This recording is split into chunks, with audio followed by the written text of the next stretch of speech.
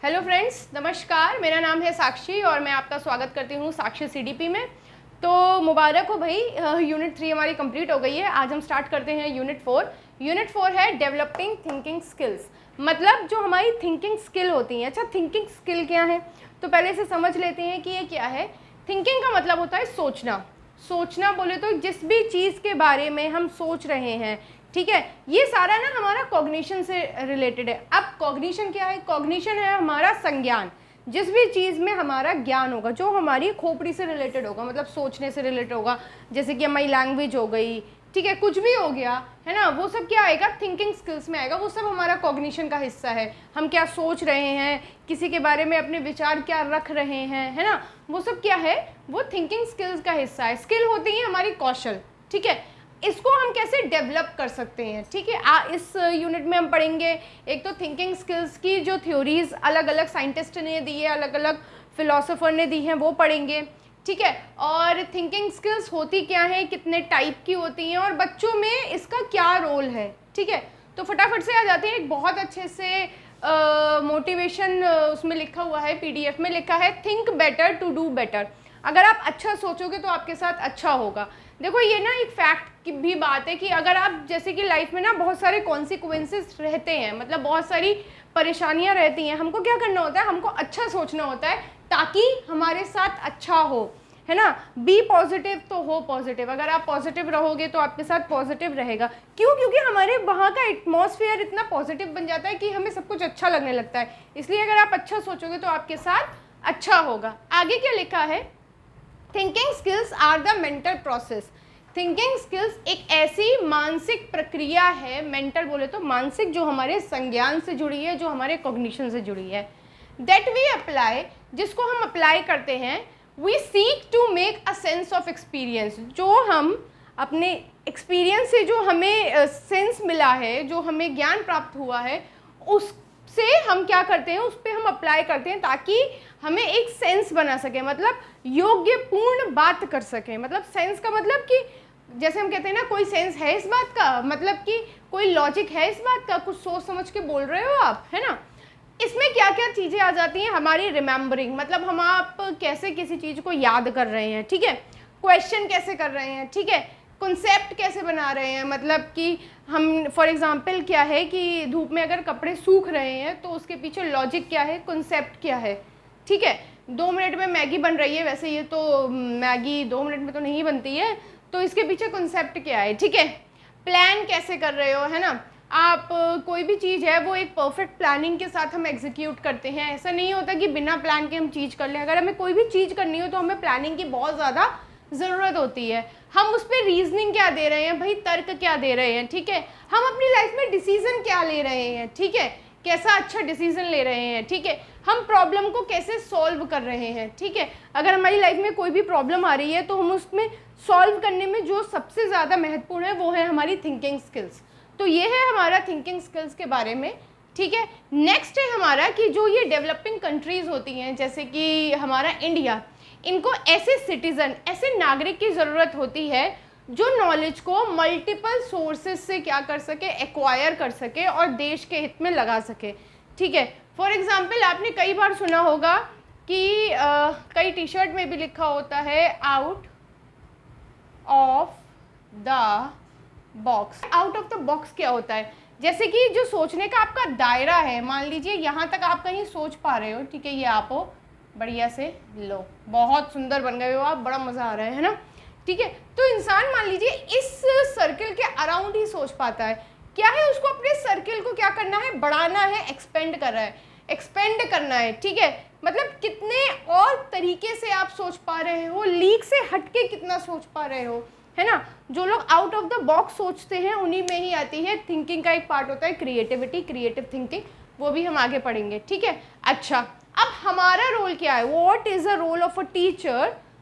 Y we are studying these thinking skills? हम क्यों पढ़ रहे हैं? ताकि हम जो बच्चे हैं, ऑल द इंडिविजुअल्स, जितने भी बच्चे हैं, उनको एक इफेक्टिव थिंकर बना सके, उनको एक प्रभावी थिंकर बना सके कि वो अच्छे तरीके से अपने लाइफ के डिसीजन को ले सकें, है ना। कोई भी प्रॉब्लम हो तो उसे अच्छे तरीके से सोल्व कर सकें, जो भी चीज़ हो उसको अच्छे तरीके से कर सकें, ठीक है। मतलब उनको एक ही तरीका नहीं है कि वो एक ही तरीके से, मान लो ये कोई प्रॉब्लम है, इसको वो एक ही तरीके से सॉल्व करें, नहीं, उसको सॉल्व करने के उनके पास कई तरीके होने चाहिए, ठीक है, बहुत सारे रास्ते होने चाहिए, और प्रभावी, मतलब जिससे उनको बहुत ज़्यादा प्रभाव पड़े, जिसपे उनका बहुत ज़्यादा लाभ हो, ठीक है, वो वाला रास्ता वो चुने, उसके प्रोज एंड कॉन्स देख सके, क्रिटिकल थिंकिंग है ना, उसके प्रोज और कॉन्स, प्रोज और कॉन्स क्या होते हैं, मतलब मेरिट्स और डीमेरिट, मतलब लाभ और हानि। जैसे अगर हम कोई चीज़ करते हैं तो हम ना दोनों चीज़ें सोच लेते हैं कि फॉर एग्जाम्पल अभी 2 पिक्चर आ रही हैं एक साथ, अभी 14 तारीख को एक आ रही है वो शाहिद कपूर की जर्सी, और एक आ रही है KGF। तो क्या अब इसमें सोचो कि हम थिंकिंग क्या लगाएंगे कि प्रोज क्या है और कॉन्स क्या है, कि यार KGF थोड़ी एक्शन वाली मूवी है तो मज़ा आएगा देखने में, है ना, तो जिन लोगों, तो हम एक्शन की तरफ, अगर मुझे एक्शन पसंद है तो हम उधर जाएंगे इसके प्रोज में। अच्छा, कॉन्स क्या है कि कुछ क्या है, जर्सी में कौन ये है कि डीमेरिट ये है कि जर्सी में आपको कुछ ज़्यादा एक्शन नहीं मिलेगा, है ना, तो क्या करेंगे हम उसके क्रिटिकल दोनों तरफ से, दोनों पहलुओं को उसको क्या करेंगे, सोचेंगे कि यार दोनों साथ में रिलीज हो रही है, मतलब एक दिन हो रही है, एक दिन हो रही है, भाई कौन सी मूवी देखने चाहिए, है ना, तो इसमें भी हमारा सोचना लग रहा है। या फिर हम लोग किसी भी, मतलब लाइफ में किसी भी एस्पेक्ट में हम अपना सोचना लगाते हैं कि यार जैसे इस बार सैटरडे संडे में हम क्या करेंगे, चलो या तो हम कोई नेटफ्लिक्स पे नई मूवी देख ले, जैसे कि 10वीं आ रही है उसको देख ले, या फिर जो हमने पढ़ा है उसको रिवाइज कर ले, है ना, तो इसमें भी हमारा सोचना लग रहा है। तो आगे इसकी ना 2 थ्योरीज हैं, एक तो सबके फेवरेट हमारे प्यारे कौन, जीन पियाजे फूफा जी की थ्योरी पढ़ेंगे, ठीक है। अच्छा, फूफा जी मैंने इसलिए कहा क्योंकि वो स्विट्ज़रलैंड के हैं ना, स्विस के हैं, तो बहुत सारे लोगों का ड्रीम होता है कि वो एक बार स्विट्ज़रलैंड ज़रूर जाएंगे, तो ऐसे ना सही हमारे वो कह देंगे कि हमारे फूफा का घर है उधर, है ना, तो जीन पियाजे साहब की थ्योरी पढ़ेंगे। दूसरी पढ़ेंगे हम बर्नर की थ्योरी, ठीक है। बर्नर मैंने इसलिए बोला, आगे बताऊंगी मैंने क्यों बोला, वैसे उनका नाम पूरा बताऊंगी, लेकिन बर्नर क्यों बोला मैंने उसका भी एक रीज़न है। तो आगे फटाफट से पढ़ते हैं, पहले जीन पियाजे की थ्योरी पढ़ेंगे, ठीक है, फिर ब्रूनर की थ्योरी पढ़ेंगे, ओके। आते हैं फटाफट से जीन पियाजे की थ्योरी पढ़ने से। अच्छा, थ्योरी पढ़ने से पहले ना कुछ इंपॉर्टेंट टर्म्स है उसको समझ लेते हैं, जो कि थ्योरी में बहुत ज़्यादा ज़रूरी हैं, ठीक है। तो जीन पियाजे देखिए स्विस यानी स्विट्ज़रलैंड, स्विस के निवासी हैं। देखिए इतनी अच्छी सी स्माइली भी लगा दी है मैंने, क्योंकि आप समझ जाओगे ना, जीन पियाजे फूफा जी, है ना, स्विट्ज़रलैंड ठीक है। तो जीन पियाजे की बात करते हैं हम। देखिए जीन पियाजे ने क्या बताया था कि बच्चा जो है, बच्चे में जो कॉग्निशन है वो एक सीक्वेंस में होता है, मतलब बच्चे का जो संज्ञानात्मक विकास है वो एक सीक्वेंस में होगा, मतलब एक स्टेप में होगा। जैसे कि क्या होगा, जैसे कि हम क्लास 1 पढ़ते हैं, 1 के बाद हम 2 पढ़ते हैं, 3 पढ़ते हैं, 4 पढ़ते हैं, ऐसे ऐसे करके हम 12th करते हैं।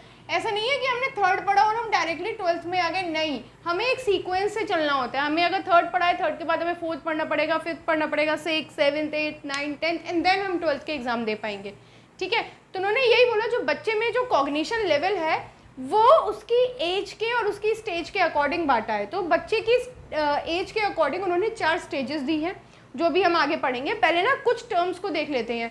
अच्छा, जीन पियाजे ने बताया था कि हमारे दिमाग में क्या होते हैं, किसी भी चीज़ की ना इंफॉर्मेशन का स्कीमा होता है। स्कीमा क्या है? स्कीमा होता है मेंटल ब्लॉक। मतलब फॉर एग्जांपल अगर ये हमारा ब्रेन है, ठीक है, तो इसमें ना यहाँ पे ऐसे ऐसे करके ना स्कीमा बने हुए हैं, काफ़ी सारे चीज़ों के स्कीमा बने हैं। मतलब दाल चावल का एक स्कीमा बना है, जो भी चीज़ हम देखते हैं सब चीज़ का ना एक एक स्कीमा बना हुआ है कि दाल और चावल ये है ना, ऐसा दिखने वाला कोई कैट है, डॉग ऐसा दिखेगा, है ना। हर एक इन्फॉर्मेशन को, एक स्कीमा को, हर एक इन्फॉर्मेशन जिस ब्लॉक में, जिस ऐसे ब्लॉक ही तो कहते हैं ना, ऐसे जिस ब्लॉक में रखी है उसको हम क्या कह रहे हैं, स्कीमा, ठीक है। तो उन्होंने बोला कि जो भी इन्फॉर्मेशन है वो हमारे ब्रेन में स्कीमा के तौर पे निरूपित है, ठीक है। फिर उन्होंने एक बात की, अच्छा बच्चे में कॉग्निशन जो डेवलपमेंट है उसमें ना उन्होंने 3-4 टर्म दी, जैसे कि एडेप्टेशन।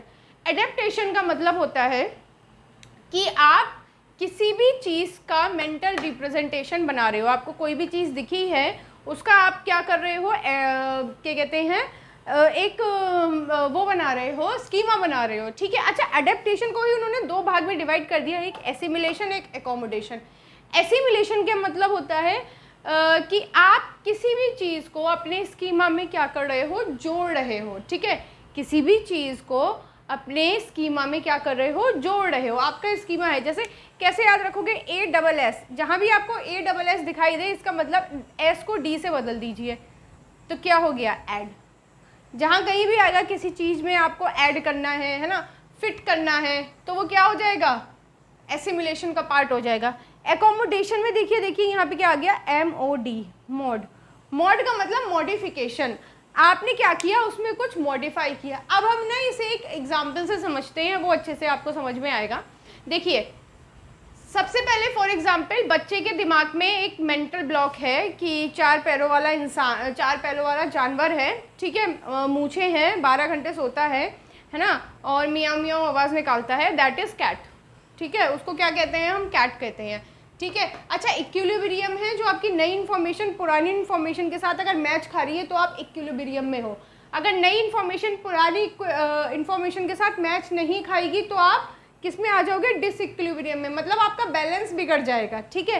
तो इक्विलिब्रियम है, बच्चा समझ गया, ठीक है, कि हाँ ठीक है भैया, कि अगर कोई 4 पैर वाला जानवर है, 12 घंटे सोता है, मियाँ मियाँ आवाज़ करता है ना, वो क्या है, हमारी कैट है। अब क्या हुआ, कुछ टाइम बाद बच्चा खेल रहा है, थोड़ी देर में उसने देखा कि वो कैट से थोड़ा बड़ा जानवर है, लेकिन है उसके भी 4 पैर, है ना, और उसकी टेल थोड़ी बड़ी है, और वो मियाँ मियाँ की जगह भौं भौं आवाज़ निकाल रहा है, ठीक है।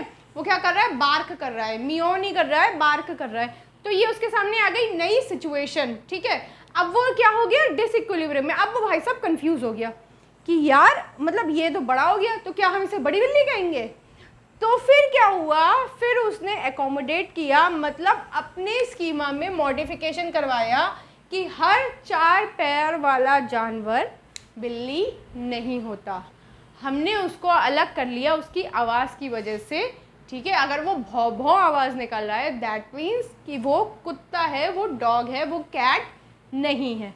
तो ये कुछ बातें हमने इसलिए स्टार्टिंग में पढ़ी क्योंकि जो पियाजे ने आगे सीरीज़ दी है उसको पढ़ने में, उसको याद करने में ये चीज़ें बहुत इंपॉर्टेंट है, ठीक है। एक बार से फिर से फटाफट देख लेते हैं। एडेप्टेशन का मतलब किसी चीज़ को क्या करना, आत्मसात करना, अडेप्ट करना, ठीक है। आपने मेंटल ब्लॉक्स बना लिए, मतलब कोई इन्फॉर्मेशन का आपने रिप्रेजेंटेशन अपने दिमाग में उसका क्या कर लिया, चित्रण बना लिया, ठीक है। स्कीमा मैंने बताया ही है, हर एक इन्फॉर्मेशन का एक मेंटल ब्लॉक होता है जिसको हम स्कीमा कहते हैं। एसिमिलेशन मतलब आपने किसी चीज़ को ऐड कर दिया, ठीक है। स्कीमा ऑलरेडी बना हुआ है, आपने क्या किया, उसमें उसको ये इन्फॉर्मेशन जोड़ दी, ओके। एकोमोडेट का मतलब आपने स्कीमा को मॉडिफाई कर दिया। अब आपने कहा देखो जोड़ने से तो काम चलेगा नहीं, इसको थोड़ा चेंज करना पड़ेगा, है ना, मॉडिफाई करना पड़ेगा, तो एडजस्ट करा, मॉडिफिकेशन करा। ये एसिमिलेशन वही पहले उसने सोचा कि ऐसे करके वो है कैट, इक्विलिब्रियम, कि हाँ ठीक है कैट है, मियाँ मियाँ आवाज़ निकालती है। थोड़ी उसने बड़ी सी कैट देख ली तो उसने कहा अरे ये क्या है, मतलब ये तो मियाँ मियाँ आवाज़ निकाल रही थी, अब ये भौं क्यों आवाज़ निकालने लगी। तो क्या हो गया, डिसइक्विलिब्रियम, मतलब अब बच्चा कंफ्यूज हो गया, चक्कर आ गए उसे, भाई साहब अब क्या होगा। फिर उसने एकोमोडेट किया, मतलब मॉडिफिकेशन किया अपनी स्कीमा में कि हर 4 पैर वाला जानवर कैट नहीं है। अगर उसने भौं भौं आवाज़ निकाली है, हाइट में थोड़ा बड़ा है, टेल थोड़ी बड़ी है, तो वो डॉग है, ठीक है। तो वापस से उसने क्या किया, एसिमिलेशन। मतलब ये एक प्रोसेस है जो जीन पियाजे ने दिया था। फटाफट से इनकी थ्योरी की स्टेप्स पढ़ लेते हैं। आज हम इनकी थ्योरी पढ़ेंगे और बर्नर की थ्योरी पढ़ेंगे। बर्नर क्यों कहा बताऊंगी मैं, ब्रूनर को मैंने बर्नर क्यों कहा बताऊंगी मैं, ठीक है। चलिए आ जाते हैं जीन पियाजे की थ्योरी पे। तो जीन पियाजे ने बोला कि बच्चे का जो कॉग्निशन, बच्चे का जो कॉग्निटिव डेवलपमेंट है वो ना 4 स्टेज से होके गुजरता है, जिसको उसने एज अप्रोप्रिएट कर दिया। मतलब एज के अकॉर्डिंग बच्चे को 4 स्टेजों में ढाल दिया। मतलब फॉर एग्जांपल अगर हम ग्राफ की बात करें तो पहला ग्राफ, दूसरी स्टेज, तीसरी स्टेज और चौथी स्टेज, कुल उन्होंने ये दिया SPCF, ठीक है। तो उन्होंने ये ब्लॉक दिए हैं, ठीक है, कि बच्चा क्या होता है, ऐसे करके उसका डेवलपमेंट होता है। अच्छा, हम डेवलपमेंट यही तो है कि हमारा डेवलपमेंट आगे की तरफ हो रहा है। पहले हम कुछ सीख रहे थे फॉर एग्जांपल, फिर हम यहाँ तक आ गए, उसके बाद हम यहाँ तक आ गए और एंड में क्या हो गया, यहाँ तक सीख गए।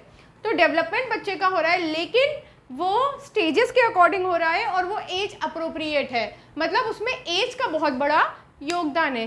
तो इसे कैसे याद रखेंगे, SPCF कैसे स्टेजेस है। मतलब देखिए, S for sensory, P for pre operational, C for concrete और F फॉर फॉर्मल। कैसे याद रखेंगे, देखिए तारक मेहता का उल्टा चश्मा से याद रखेंगे। तारक मेहता का उल्टा चश्मा में एक कैरेक्टर है जिसका नाम है सोडी, एक कैरेक्टर है पोपटलाल, ठीक है। तो सोडी क्या है, वो गराज में काम करता है, आपको सभी को पता है। और पोपटलाल क्या है, पत्रकार हैं, ठीक है, तूफान एक्सप्रेस के वरिष्ठ युवा पत्रकार है वो, ठीक है।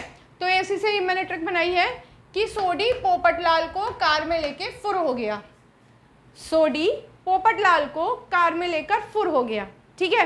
कैसे याद करेंगे, ऐसे सोडी, सोडी बोले तो सेंस, सेंसरी, क्यों, देखिए सोडी क्या था, वो एक ऐसा कैरेक्टर है, वो ज़्यादा इमोशनल है और हाथ पैर ज़्यादा चढ़ाता है, कभी किसी को उठा के कहीं से कहीं पटक देता है ना। तो क्या है, सोडी सेंसरी मोटर, मोटर स्किल काम आती है ना किसी को उठाने में, ठीक है। तो सोडी यानी सेंसरी मोटर, ठीक है। पोपटलाल प्री ऑपरेशनल, ठीक है, पोपटलाल बोले तो प्री ऑपरेशनल। सी से कार, कार से आप याद रख लीजिए कॉन्क्रीट, कॉन्क्रीट का मतलब मैंने आपको बताया था कि जो चीज़ें मूर्त हैं जो हमें दिख रही हैं, कार तो हमें दिख रही है ना सामने, है ना। और फुर हो गया, फुर हो गया का मतलब उड़ गया, एफ से फुर होना यानी फॉर्मल ऑपरेशनल, ठीक है। समझ लेते हैं उसे। सेंसरी मोटर ये 0 to 2 ईयर्स की स्टेज होती है, मतलब बाय बर्थ से लेकर बच्चे के 2 साल तक, ठीक है। अब इसमें क्या करता है, बच्चा अपने सेंसेस से सीखता है, ठीक है। अब वहाँ पे कोई टीचर तो है नहीं बच्चे का, है ना, बच्चे को कौन सिखा रहा है, टीचर तो कोई है नहीं। तो बच्चे की जो लर्निंग हो रही है, बच्चा जो सीख रहा है वो अपने सेंसेस से सीख रहा है, मतलब अपने जितने भी उसके सेंस है, हमारे 5 सेंसेस है ना, तो उनसे सीखेगा। प्लस बच्चा मोटर एक्टिविटी यानी गतिक कौशल करके सीखेगा। ध्यान कीजिए, मैंने आपको मोटर एक्टिविटीज़ या मोटर स्किल्स बताई थी, ये 2 टाइप की होती हैं, फाइन और ग्रॉस। फाइन का मतलब सूक्ष्म, जैसे कि ये लिखना, जो हम 2 हाथ से 2 उंगलियों से लिख लेते हैं ना, यूँ ये लिखना, ठीक है। और ग्रॉस का मतलब जो बड़ी, यानी कि कूदना, है ना, हम आराम से कूद लेते हैं, ऐसे ऐसे कर लेते हैं, तो ये क्या है, हमारी ग्रॉस मोटर स्किल्स का हिस्सा है, ठीक है। फिर है हमारा प्री ऑपरेशनल। अच्छा, अब कैसे याद करेंगे प्री ऑपरेशनल, देखिए आपने आजकल ना शादियों का तो वैसे भी बहुत सीज़न चल रहा है, आपने देखा होगा, जैसे ही आपने फेसबुक कूड़ा नहीं, जैसे ही आपने फेसबुक खोला, गॉट हेज्ड, है ना, रोकाफाइड, है ना, बेस्ट हबी एवर, है ना, ऐसी करके चीज़ें आ जाती हैं। तो अब ना कोई नई ट्रेंड है कि लोग ना प्री वेडिंग शूट डाल रहे हैं। मतलब क्या होता है, एक अच्छी सी जगह पे जाते हैं, वहाँ एक गाना चलता है ना, कोई ऐसा लगता है पिक्चर की शूटिंग हो रही है और हम उन्हें देख रहे हैं, तो वो क्या है, उनका वेडिंग से पहले का शूट, ठीक है, वेडिंग से पहले का शूट। ऐसे ही ये है ऑपरेशन से पहले की स्टेज। अच्छा, ऑपरेशन वो ऑपरेशन नहीं है कि आप मतलब दे दिया बच्चे को सर्जरी के लिए भेज दिया कि जा ये लो ग्रीन कलर के कपड़े पहन और ये दे दी तेरे हाथ में कैची, जा करके ऑपरेशन, नहीं नहीं। ऑपरेशनल का मतलब कि जो वो आम जिंदगी में प्लस माइनस मल्टीप्लाई डिवाइड ये सब चीज़ें जो वो कर सकता है ना, ये भी मैथमेटिकल ऑपरेशन, इसको कहते हैं मैथमेटिकल ऑपरेशन, ठीक है। जो भी हम ये सब काम करते हैं ये सब ऑपरेशनल का हिस्सा है। तो ये स्टेज होती है 2 to 6 ईयर्स की, मतलब 2 साल से लेकर बच्चा 6 साल तक का है, तो वो किस स्टेज में है, प्री ऑपरेशनल, पोपटलाल की स्टेज में है, ठीक है। पहले किस में था, सोडी की स्टेज में था, प्री ऑपरेशनल पोपटलाल की स्टेज। अच्छा, यहाँ पे ना बच्चा ईगो सेंट्रिक होता है। अच्छा, 2 चीज़ें मैं आपको एक बार और समझा देती हूँ कि ईगो सेंट्रिक होता है कि बच्चा जो सोच रहा है वो वही क्या करता है, उसको लगता है कि बड़े भी वही सोच रहे हैं। अगर बच्चे को चॉकलेट खाना बहुत पसंद है और बच्चे को अभी चॉकलेट खानी है, तो पापा को भी या मम्मी को भी अभी चॉकलेट खानी होगी, क्योंकि बच्चे को पसंद है तो पापा या मम्मी को भी पसंद होगा। बच्चे के जो थॉट्स हैं वो बड़े के थॉट से मैच करते हैं, ठीक है। अच्छा हाँ, एक बहुत इंपॉर्टेंट बात पियाजे ने बताई थी कि जो बच्चा होता है ना, उसकी जो थिंकिंग है वो अडल्ट की थिंकिंग में 2 चीज़ें उन्होंने बताई थी। ये एक एग्जाम में आया था, इसलिए मैं लिखवा देती हूँ, बता देती हूँ, अमाउंट और काइंड। कि बच्चा और बड़े की थिंकिंग में अमाउंट तो दोनों का सेम है, मतलब अगर 10,000 थॉट्स एक बड़े में आ रहे हैं तो बच्चे में भी 10,000 थॉट्स आएंगे, लेकिन उनका काइंड, उनका प्रकार बदल जाएगा, ठीक है। बच्चा उतना ही सोचेगा लेकिन उसका टाइप बदल जाएगा, ठीक है। तो अमाउंट उतना ही रहता है जितना एक बड़े में है, लेकिन उसका टाइप बदल जाता है, ये इंपॉर्टेंट है, याद रखिएगा, ठीक है, ठीक है। अच्छा, अब मैं बताई थी ईगो सेंट्रिक। अब बच्चा क्या होता है, बच्चा ये सोच रहा है कि बच्चे को ये चीज़ पसंद है तो पापा को भी ये चीज़ पसंद होगी। अच्छा हाँ, मैंने आपको ना अभी ये नहीं बताया ऑब्जेक्ट, सॉरी फॉर दिस, कि मैंने ऑब्जेक्ट परमानेंस और गोल डायरेक्टेड बिहेवियर नहीं बताया, पहले ये बता देती हूँ। गोल डायरेक्टेड बिहेवियर क्या होता है कि बच्चा ना इस समय क्या सोचता है कि उसको ना एक गोल दिख रहा है और उसको वो पूरा करना है। जैसे फॉर एग्जांपल ये डस्टर उठाना उसका एक गोल है, तो बच्चा आएगा, है ना, ऐसे क्रॉल करते हुए आएगा, घुटना चलते हुए आएगा और ऐसे करके ले जाएगा, ठीक है।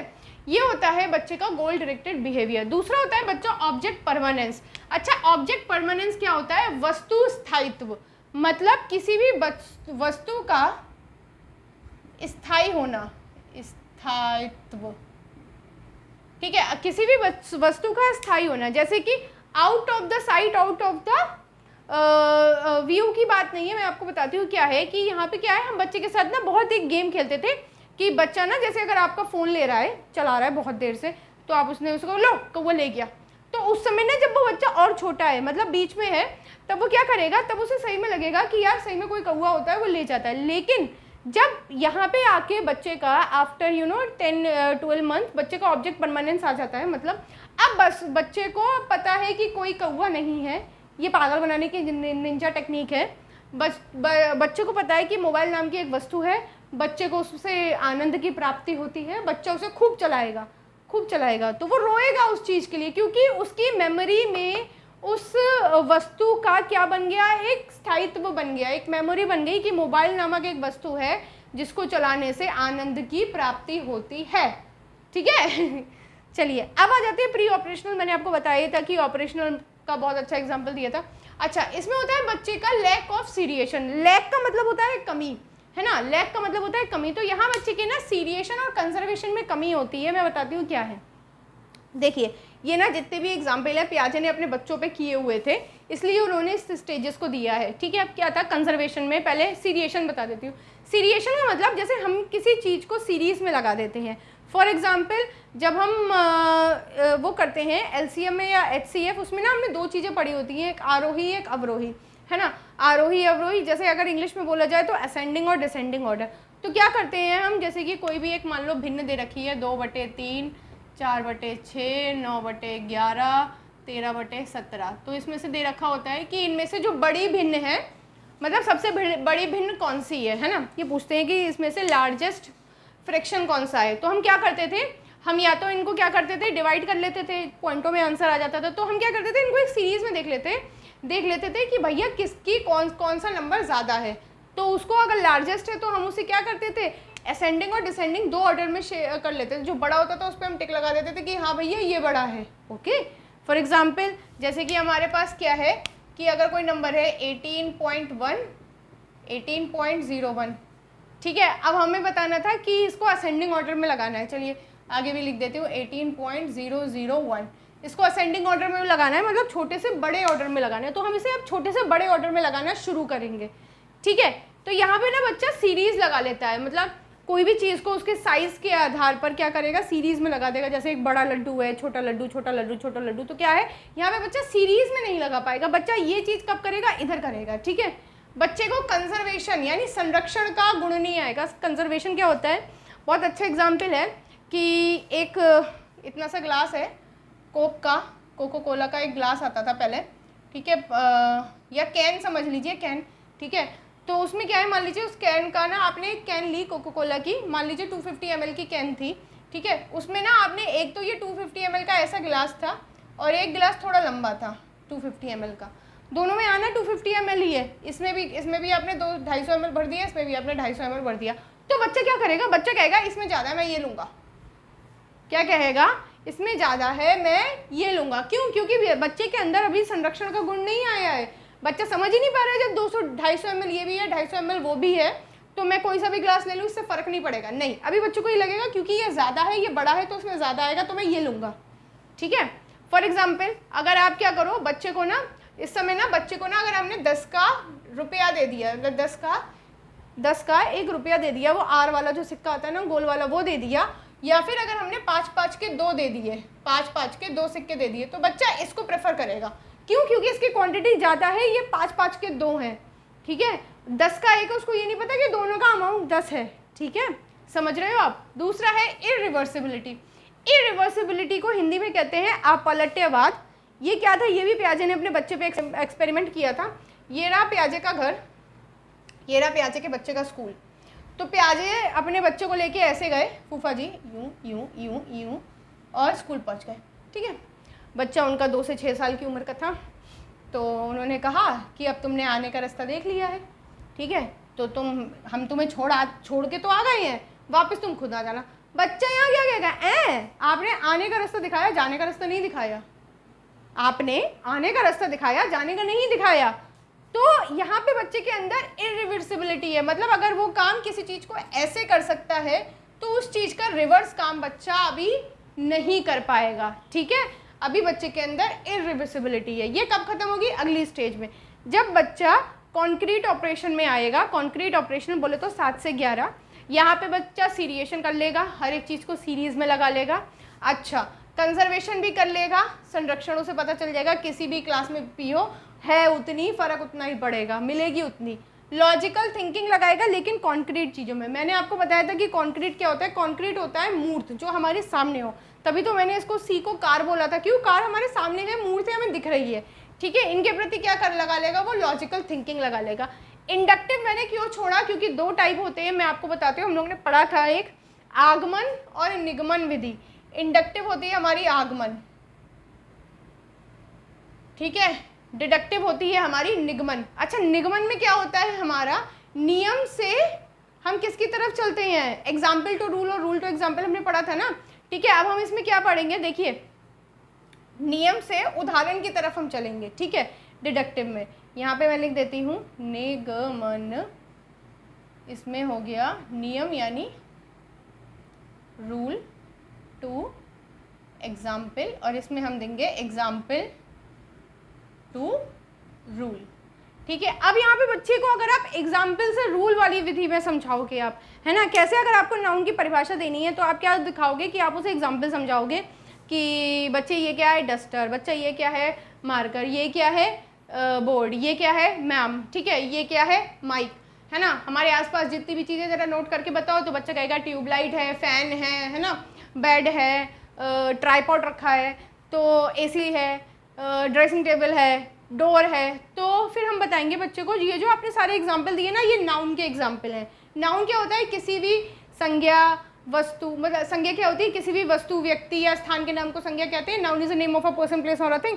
तब हम उसे सिखाएंगे। ठीक है, यहाँ पे क्या होगा, बच्चे को पहले आपको एग्जाम्पल देने पड़ेंगे तब वो रूल में जाएगा। ओके, लेकिन जब बच्चा फॉर्मल ऑपरेशन में आ जाता है, जब वो फुर फुर फुर उड़ जा फुर फुर फुर इब्ने बतूता वाला है ना, तो फुर वाली स्टेज में आता है, फॉर्मल ऑपरेशन में आता है, तो बच्चा डिडक्टिव भी समझने लगता है। मतलब आप उसे रूल से डायरेक्ट एग्जाम्पल में सिखा सकते हो। ठीक है, अब आप क्या बताओगे, अब आप क्या कर दोगे, सीधे विशेषण की परिभाषा दे दोगे या एडजेक्टिव की परिभाषा दे दोगे। क्या adjective is a word which tells quality of a noun और प्रोनाउन, या विच टेल्स अबाउट नाउन और प्रोनाउन। फिर आप उसका एग्जाम्पल दे दोगे। ठीक है, जैसे कि Ram is a good boy, तो गुड यानी उसकी क्वालिटी बता रहा है, ये है एडजेक्टिव। ठीक है, यहाँ पे बच्चा परिकल्पना वाली चीज़ें भी सोचेगा, मतलब जो हाइपोथेटिकल क्वेश्चन होते हैं, जो ऐसा नहीं है हाइपोथेटिकल के पीछे कोई लॉजिक नहीं होता, लॉजिक होता है, लेकिन वो क्या होता है, हमारी परिकल्पनाओं पे, हमारी थिंकिंग पे, हमारी रिसर्च पे बेस्ड होता है। ठीक है, और यहाँ पे बहुत इंपॉर्टेंट है, बच्चा एब्स्ट्रैक्ट रीजनिंग देगा। एब्स्ट्रैक्ट बोले तो जो चीज़ें हमें दिख नहीं रही हैं, जो हमारे सामने नहीं है, उसके प्रति क्या देगा बच्चा, रीजनिंग देगा। ठीक है, फटाफट से एक बार रिवाइज कर लेते हैं। सोडी पोपटलाल के साथ कार में फुर हो गया। ठीक है, 0 to 2, 2 to 6, 7 to 11, 12+। सेंसरी में बच्चा सेंसेस से सीखेगा, मोटर एक्टिविटी करेगा, ऑब्जेक्ट परमानेंस और गोल डायरेक्टेड बिहेवियर आ जाएगा उसका। ऑब्जेक्ट परमानेंस वही कौवा ले गया वाला। गोल डायरेक्टेड का मतलब कोई भी एक चीज़ जिसपे बच्चा क्या करेगा, अपना कोई एक गोल निर्धारित करेगा, उसको पूरा करेगा। प्री ऑपरेशनल क्या होता है, इकोसेंट्रिक। इकोसेंट्रिक मतलब जो हम सोच रहे हैं वही बच्चे सोच। अच्छा, यहाँ पे ना एक और चीज़ आ जाती है, लिखा नहीं है इसमें, मैं भूल गई, डिफर्ड इमिटेशन। डिफर्ड इमिटेशन क्या होता है कि आपने देखा होगा ना कि लड़कियाँ होती हैं, वो क्या करती हैं, अगर मम्मी कहीं चली जाती है तो पहले ना मम्मी को ना पहले देखती हैं कि वो लिपस्टिक कैसे लगानी है, फिर वो उसी समय नहीं करेंगी, मम्मी के सामने ही लिपस्टिक लगानी शुरू होंगी। जब वो घर में चीज़ों को अपने आप को थोड़ा अकेला पाएंगे, कहेंगे अच्छा अभी मौका अच्छा, चलो पूरे में लिपस्टिक पोत लेती हूँ, तो वो लिपस्टिक पोत लेंगी। या बच्चा पापा को शेव करते हुए देखेगा तो वो ऐसे ऐसे पापा यूँ करके ना ब्रश लगा रहे होंगे, तो जब पापा चले जाएंगे थोड़ी देर के बाद बच्चा उसी चीज़ को करेगा। ठीक है, लैक ऑफ सीरिएशन, सीरीज में चीज़ नहीं लगा पाएगा, कंजर्वेशन नहीं कर पाएगा, संरक्षण मतलब कोक की कैन और वो उसमें मुझे एग्जाम्पल दिया था। इरिवर्सिबिलिटी, घर से स्कूल, स्कूल से घर। ठीक है, यहाँ पे बच्चा सब काम कर लेगा, सीरिएशन में लगा लेगा उसको, लेकिन हम एग्जाम्पल टू रूल समझाएंगे। कंजर्वेशन और लॉजिकल थिंकिंग लगेगा, बट कॉन्क्रीट चीज़ों पे जो सामने दिख रही होंगी। फॉर्मल यानी फुर में वो डिडक्टिव लगा लेगा, हाइपोथेटिकल और एब्स्ट्रैक्ट रीजनिंग। फटाफट से ब्रूनर की थ्योरी पढ़ेंगे। ब्रूनर बोले तो बर्नर, इसका बात बताऊंगी भी कि मैंने ब्रूनर को बर्नर क्यों बोला। ठीक है, फटाफट से ब्रूनर की थ्योरी पे आ जाते हैं। ठीक है, तो ब्रूनर को मैं बर्नर क्यों कह रही हूँ, क्योंकि ना एक इनका एग्जाम्पल मैंने खुद से बनाने की बहुत कोशिश की थी पर मुझसे बना नहीं। तो फिर क्या हुआ कि जब मैं पढ़ रही थी, जब मैं सीटेट और यूपीटेट के बारे में जब मैं पढ़ रही थी, जब मैं एग्ज़ाम दे रही थी, तब मैंने ना इनकी थ्योरी पढ़ी थी और एक बहुत अच्छे सर ने इनका एग्जाम्पल दिया था कि ब्रूनर को आप ऐसे समझो बर्नर, है ना। बर्नर क्या होता है, जो गैस का बर्नर होता है। तो अगर आप उस पर हाथ रखते हो, है ना, अगर आप उस पर हाथ रखते हो तो एकदम से आवाज़ क्या आती है, इश इश, EIS, इश। ठीक है, तो ब्रूनर की थ्योरी क्या थी कि वन ओन्स थॉट, कि हर एक बंदे का जो थॉट होता है वो कैसे होता है, जो आप उसे मैचुरेशन की जो उसे ट्रेनिंग होती है और जो उसको सीक्वेंशियल स्टेज में जो एक्सपीरियंस मिले हैं उससे थॉट का जन्म होता है। मान लीजिए ये है बच्चे की सीक्वेंशियल स्टेज में उसको एक्सपीरियंस मिला है, तो इसको हम एक्सपीरियंस लिख देते हैं, और ये हमने बच्चे की ट्रेनिंग कराई है। तो इन दोनों से ही क्या बनेगा, बच्चे का थॉट होगा। बच्चे के दिमाग में जो विचार आ रहे हैं वो इससे आएंगे। उन्होंने बोला इसकी ना एक स्टेजेस है, कैसे याद रखेंगे ब्रूनर की थ्योरी को। ब्रूनर को आप समझ लीजिए बर्नर, ठीक है, गैस का बर्नर। बर्नर में क्या है कि जैसे ही अगर आप बर्नर पे हाथ रखोगे, बर्नर जल रहा है, आपने हाथ रखा और आपकी आवाज़ क्या आएगी, इश बेरी पिया बड़ा बेदर्दी, है ना। तो EIS, इश। इश को हम कैसे, ई से हो गया हमारा इनएक्टिव, आई से हो गया हमारा आइकॉनिक, एस से हो गया हमारा सिंबॉलिक।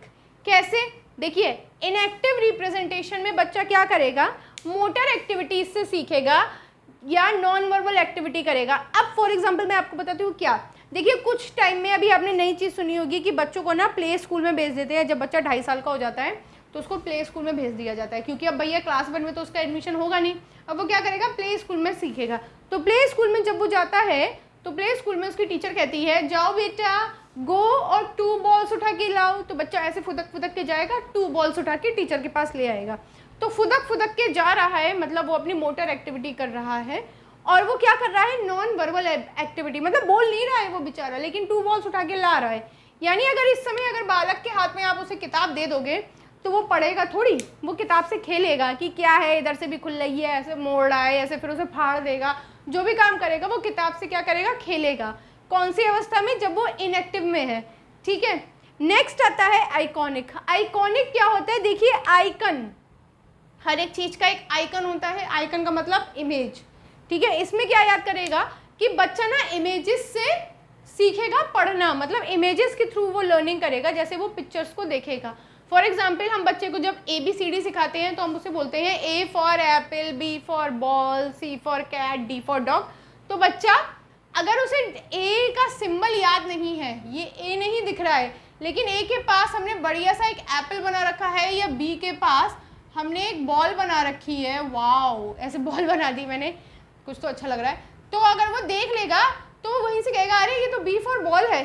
तो क्या कर रहा है बच्चा, पिक्चर से सीख रहा है। अगर उसकी मम्मा उसे कहेंगी कि जाओ बेटा बॉल लेके आओ, बॉल से खेलते हैं, तो वो जाएगा और बॉल उठा के लाएगा। उसके दिमाग में एक पिक्चर बन जाएगी कि बॉल रेड कलर की है, ऐसी सी है, उसको लेके आएगा और खेलने लगेगा। मतलब अगर इस समय आपको बच्चे के हाथ में अगर किताब दे दोगे तो वो पिक्चर्स को देखेगा। ठीक है, पहले तो वो किताब से ही खेल रहा था, लेकिन अब क्या करेगा, वो किताब पे पिक्चर्स, जो पिक्चर बनी है उसको देखेगा। इसीलिए बच्चों की जो, छोटे बच्चों की जो बुक्स होती हैं उसमें आप देखोगे कि लिखने वाला जो कंटेंट वाला पेज होता है वो कम होता है, लेकिन पिक्चर्स ज़्यादा होती हैं, है ना।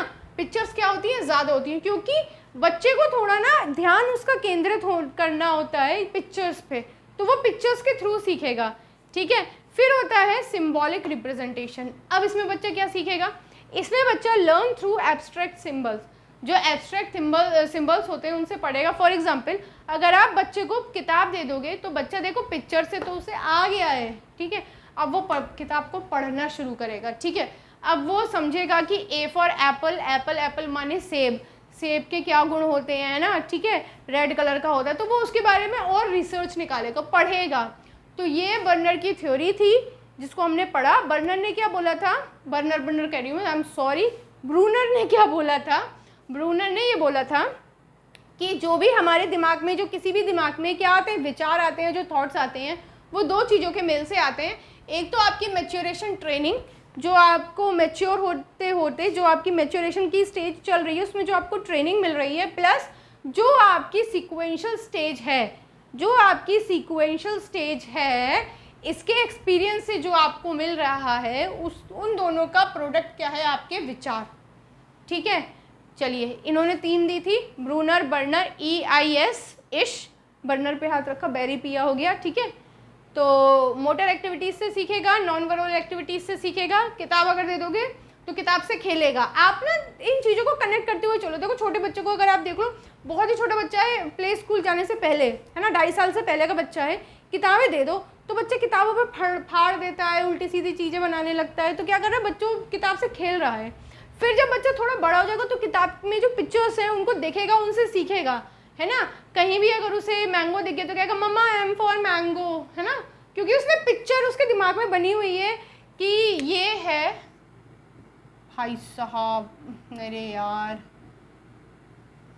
ये बना, हाँ ये टा से टमाटर बन गया, इसको इग्नोर करें प्लीज़। तो ये है मम्मा, ये M से मैंगो है। ठीक है, तो वो उसके दिमाग में पिक्चर बनी हुई है, पिक्चरों से वो सीख रहा है। यहाँ पे बच्चा क्या करेगा, यहाँ पे बच्चा पढ़ेगा। अगर आपको बुक दे दोगे तो यहाँ पे बच्चा पढ़ेगा। तो ये थी बर्नर की थ्योरी जिसको हमने पढ़ा। ठीक है, बर्नर की थ्योरी से कुछ क्वेश्चन, ये इनएक्टिव और ये सिंबॉलिक स्टेज में बच्चा कैसे पढ़ता है, ठीक है, ये क्वेश्चन आ सकते हैं। तो इसको फटाफट से पढ़ लेंगे। इसके बाद हम पढ़ेंगे टाइप ऑफ थिंकिंग, मतलब थिंकिंग कितने प्रकार की होती है। ठीक है, एक बहुत इंपॉर्टेंट टॉपिक था CORT, court model of thinking, वो 2019 में उसका क्वेश्चन आया था, वो हम कल पढ़ेंगे। तब तक के लिए अपना ख्याल रखिएगा, नोट्स बनाते रहिएगा क्योंकि बहुत इंपॉर्टेंट यूनिट है। और चैनल को लाइक, शेयर और सब्सक्राइब कर दीजिएगा, सपोर्ट भी कीजिएगा चैनल को। यदि कोई फीडबैक देना हो या कुछ भी परेशानी हो तो sakshi.edu@gmail.com या फिर कमेंट सेक्शन खुला हुआ है, उसमें आप अपने कमेंट्स दे सकते हैं। और अगर कोई भी कुछ भी कहना है तो आप प्लीज़ कमेंट सेक्शन में लिखिए। और बाकी कल मिलते हैं, कल हम थिंकिंग के टाइप्स पढ़ेंगे। ठीक है, अपना ख्याल रखिएगा। तब तक के लिए पढ़ते रहिए, हंसते रहिए, मुस्कुराते रहिए, नोट्स बनाते रहिए, रिवीजन करते रहिए और जीते रहो ते बसते रहो, है ना। चलिए, नमस्कार।